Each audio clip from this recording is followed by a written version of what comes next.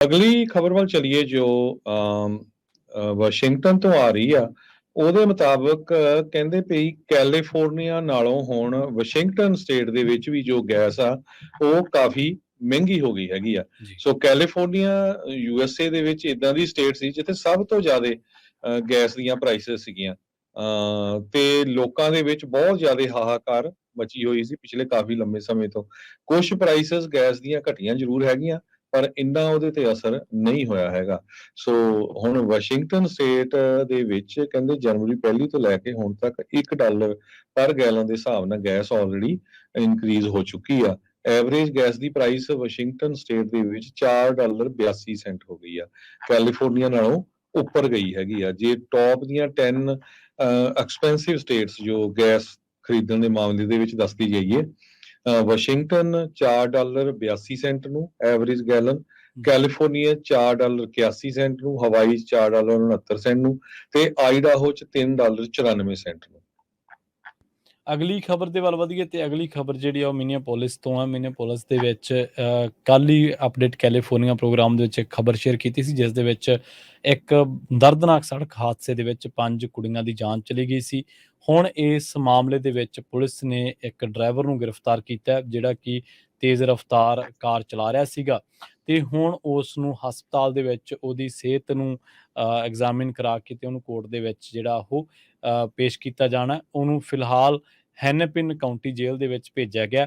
ਪਤਾ ਲੱਗਿਆ ਹੈ ਕਿ ਮਿਨੀਸੋਟਾ ਦਾ 27 ਸਾਲਾ ਡੈਰਿਕ ਜੌਨ ਥਾਮਸਨ ਹੈ ਜਿਹਨੇ ਇਸ ਹਾਦਸੇ ਨੂੰ ਅੰਜਾਮ ਦਿੱਤਾ ਹੈ, ਜਿਹਨੇ ਇੱਕ ਕਾਰ ਨੂੰ ਤੇਜ਼ ਰਫ਼ਤਾਰ ਟੱਕਰ ਮਾਰੀ ਹੈ ਤੇ ਉਸ ਹਾਦਸੇ ਦੇ ਵਿੱਚ ਜਿਹੜੀਆਂ 5 ਕੁੜੀਆਂ ਨੇ ਉਹ ਮਾਰੀਆਂ ਗਈਆਂ ਨੇ। ਸਲਮਾ ਅਬਦੀ ਕਾਦਰ, ਸਿਹਾਮ ਆਦਮ, ਸਬਰੀਨ ਅਲੀ, ਸਹਾਰਾ ਗੇ ਸਾਦੇ ਤੇ ਸਗਲ ਹਰਸੀ। ਇਹਨਾਂ ਸਾਰੀਆਂ ਕੁੜੀਆਂ ਦੀ ਜਿਹੜੀ ਉਮਰ ਹੈ ਇਹ 17 ਤੋਂ 20 ਸਾਲ ਦੇ ਵਿਚਕਾਰ ਦੱਸੀ ਗਈ ਹੈ।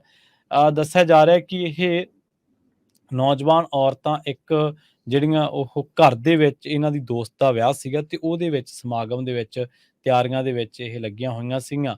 ਪਰ ਜਲਦ ਹੀ ਇਹ ਜਿਹੜੀਆਂ ਵਿਆਹ ਦੀਆਂ ਤਿਆਰੀਆਂ ਸੀ ਇੱਕ ਬਹੁਤ ਵੱਡੇ ਮਾਤਮ ਦੇ ਵਿੱਚ ਤਬਦੀਲ ਹੋ ਗਈਆਂ ਤੇ ਹੁਣ ਇਹਦੇ ਤੇ ਜਿਹੜਾ ਡੈਰਿਕ ਜੌਨ ਥਾਮਸਨ ਹੈ ਇਹਦੇ ਉੱਤੇ ਜਿਹੜੇ ਦੋਸ਼ ਲਗਾਏ ਜਾਣਗੇ ਉਹਨਾਂ ਦਾ ਹੁਣ ਤਿਆਰੀ ਕੀਤੀ ਜਾ ਰਹੀ ਹੈ।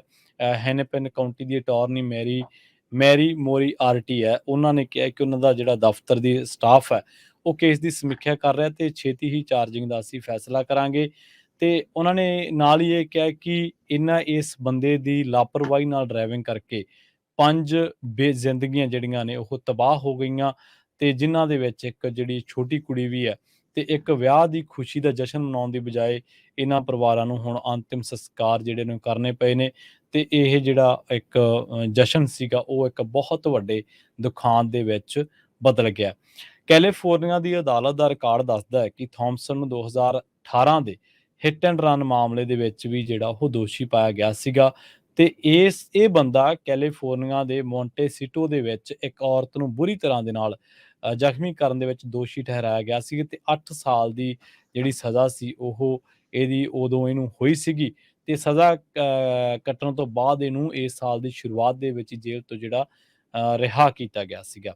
ਮਿਨੀਸੋਟਾ ਅਦਾਲਤ ਦਾ ਰਿਕਾਰਡ ਇਹ ਵੀ ਦੱਸਦਾ ਹੈ ਕਿ ਉਸ ਨੂੰ 2 ਵਾਰ ਆਪਣੇ ਰਾਜ ਦੇ ਵਿੱਚ ਪੁਲਿਸ ਕਸਟਡੀ ਦੇ ਵਿੱਚੋਂ ਭੱਜਣ ਦਾ ਦੋਸ਼ੀ ਵੀ ਜਿਹੜਾ ਠਹਿਰਾਇਆ ਗਿਆ ਸੀਗਾ ਤੇ ਲੱਗਦਾ ਨਹੀਂਗਾ ਕਿ ਇਸ ਵੇਲੇ ਉਹਦੇ ਕੋਲੇ ਕੋਈ ਵਕੀਲ ਹੈ ਜਾਂ ਕੁਝ ਵੀ ਹੈ ਤੇ ਇਹ ਮਿਨੀਆਪੋਲਿਸ ਦੇ ਵਿੱਚ ਇੰਟਰਸਟੇਟ 35W ਤੇ ਨੇ ਇੱਕ ਜਿਹੜੀ ਤੇਜ਼ ਰਫ਼ਤਾਰ ਕਾਰ ਦੇ ਨਾਲ ਆਪਣੀ ਨਾਲ ਜਿਹੜਾ ਇੱਕ ਕਾਰ ਨੂੰ ਟੱਕਰ ਮਾਰੀ ਸੀ ਮਿਨੀ ਵੈਨ ਨੂੰ ਤੇ ਉਹਦੇ ਵਿੱਚ 5 ਜਣੀਆਂ ਮਾਫ ਕਰਨਾ ਮੌਕੇ ਤੇ ਹੀ ਜਿਹੜੀਆਂ ਉਹ ਮਾਰੀਆਂ ਗਈਆਂ ਸਨ। ਜੀ।